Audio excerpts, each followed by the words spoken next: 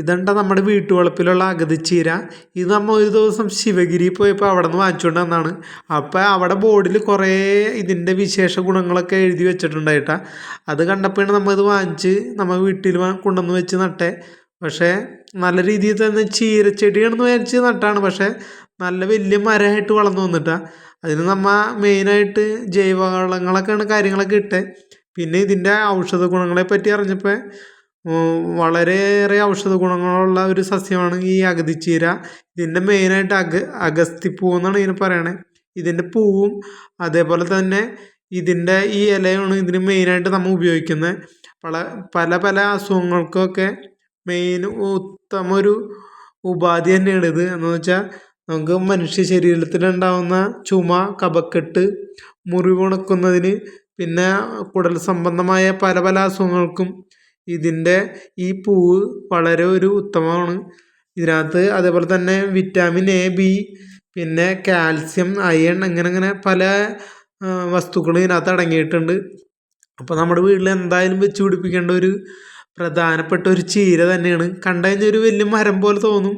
ചീര ഗണത്തിൽപ്പെട്ട ഒരു സസ്യം തന്നെയാണ് ഈ അഗതിച്ചീര എന്ന് പറയുന്നത്. തമിഴ്നാട് ആ പ്രദേശങ്ങളിലൊക്കെ ഇഷ്ടം പോലെ ഉണ്ട്. നമ്മുടെ നാടുകളിൽ അധികമില്ല. ഇതിൻ്റെ ഇത് ഇങ്ങനെ വളഞ്ഞിരിക്കുന്ന മുട്ടുകളുണ്ടായി. ഇതാണ് ഇതിൻ്റെ മെയിനായിട്ട്. വിരിഞ്ഞ പൂവും ഇതും നമ്മൾ തോരൻ വെച്ചൊക്കെ കഴിക്കണത് നല്ലതാണ്. പിന്നെ അതേപോലെ തന്നെ ഇതിൻ്റെ ഇല നമ്മുടെ മുരിങ്ങയുടെ ഇല കൂട്ട് തന്നെയാണ് ഇതിൻ്റെ ഇലയും. പക്ഷേ ഇതിൻ്റെ തണ്ടുകൾക്ക് ഭയങ്കര ബലമുണ്ട്. പക്ഷെ മുരിങ്ങയുടെ തണ്ട് പിടിയെന്ന് നമ്മൾ ഒടിഞ്ഞു പോകും. പക്ഷേ ഇതിൻ്റെ തണ്ടുകൾക്ക് ഇത്രയും കൂടി ബലമുണ്ട്. ഇതാണ് ഇതിൻ്റെ പൂവ്. ഈ പൂവ് നമുക്ക് വൈറ്റ് നിറത്തിലും കാണപ്പെടും. അതേപോലെ തന്നെ ഒരു വയലറ്റ് നിറത്തിലും ഇതിൻ്റെ പൂവുകൾ കാണപ്പെടാറുണ്ട്. നമ്മുടെ വീട്ടിൽ എന്തായാലും ഇതൊരു വെച്ച് പിടിപ്പിക്കേണ്ട ഒരു നല്ല ആവശ്യം തന്നെയാണ്. പിന്നെന്ന് പറഞ്ഞാൽ ഇതിൻ്റെ തൈക്കൾ ഉണ്ടാക്കുന്നത് ഇതിൻ്റെ നമ്മൾ കൊമ്പൊടിച്ച് പാവിയാലും ഇതിൻ്റെ തൈക്കൾ നമുക്ക് കിട്ടും. അതേപോലെ തന്നെ ഇതിന് നമുക്ക് കായ്കളുണ്ടാവും. അത് കായ് നട്ടാലും നമുക്ക് തൈകൾ ഉണ്ടാക്കാൻ പറ്റും. വളരെ ഏറെ ഔഷധ ഗുണമുള്ള ഒരു സസ്യമാണ്. ഇതിനെപ്പറ്റി നമ്മൾ യൂട്യൂബിൽ കാര്യങ്ങളൊക്കെ അടിച്ചു കൊടുത്തു കഴിഞ്ഞാൽ നിങ്ങൾക്ക് കൃത്യം കാര്യങ്ങളൊക്കെ കിട്ടും. നമ്മൾ അത് കണ്ടിട്ട് തന്നെയാണ് ഇത് വാങ്ങിച്ച് വെച്ചത്. പക്ഷെ നല്ല മരമായിട്ട് തന്നെ വളർന്ന് വലുതായിട്ടുണ്ട് കേട്ടോ. നമ്മൾ ഇതിന് മെയിനായിട്ട് ജൈവവളങ്ങളാണ് കാര്യമായിട്ട് ഇടുന്നത്. വലിയതായിട്ട് നമുക്ക് കീടങ്ങളുടെ ശല്യങ്ങളൊന്നും ഇതിനകത്ത് വരുന്നില്ല. കീടങ്ങൾ വലിയ കാര്യമായിട്ട് ഇതിനെ ഉപദ്രവിക്കാറില്ല. എന്നാൽ കൂടിയും ഞങ്ങൾ വല്ല ഈ ജൈവവളം ഇടുകയും പിന്നെ എന്തെങ്കിലും സാധാ വിഷമല്ലാണ്ടുള്ള കാര്യങ്ങൾ, ഈ പുകയില അങ്ങനെ അടങ്ങിയിട്ടുള്ള ലായനികൾ അടിച്ചു കൊടുക്കാറുണ്ട്. അതേപോലെ തന്നെ നല്ല രീതിയിൽ തന്നെ ഇത് വളർന്നു വന്നിട്ടുണ്ട് കേട്ടോ. അപ്പോൾ ഏതൊരു വീട്ടിലും ഇത് ചെയ്യുന്നത് നല്ല കാര്യമാണ്.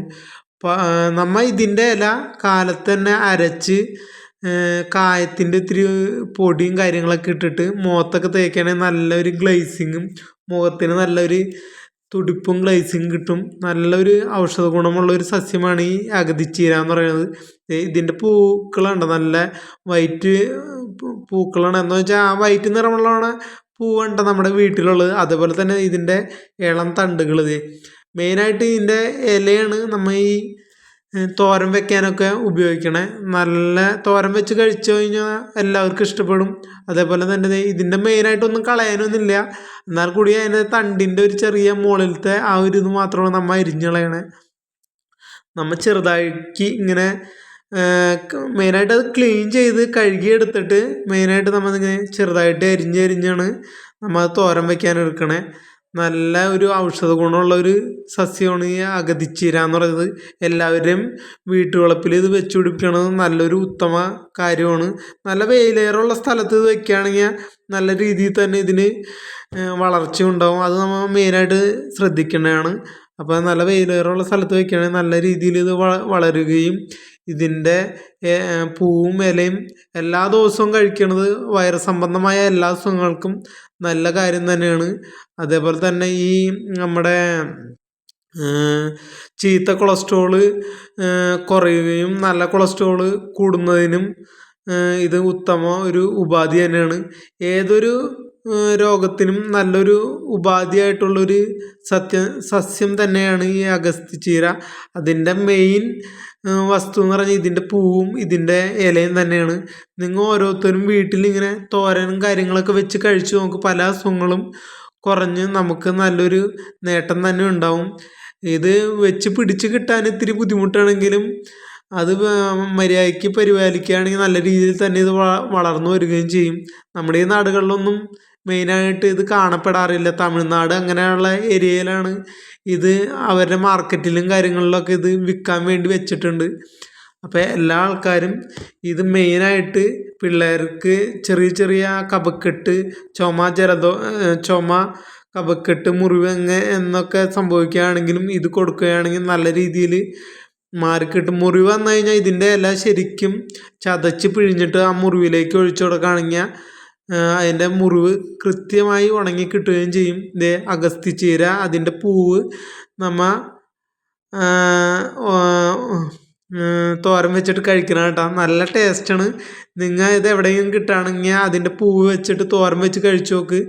തോരനിൽ നമുക്ക് വേണമെങ്കിൽ സവാള കൂട്ടിയിട്ട് കഴിഞ്ഞാൽ നല്ല ടേസ്റ്റ് ആയിരിക്കും. അതോടെ തന്നെ ഇതിനോടും മുട്ടയൊക്കെ ചേർത്ത് കഴിച്ചാലും നല്ല പ്രത്യേക ഒരു ടേസ്റ്റാണ്. നിങ്ങൾ ഒന്ന് കഴിച്ചു നോക്കുക. എന്നിട്ട് ഇതിൻ്റെ മറുപടി കാര്യങ്ങളൊക്കെ ഇതിനകത്ത് കമൻറ്റ് ചെയ്യണം. ഓക്കെ, നന്ദി. കാണും വരെ ബൈ ബൈ.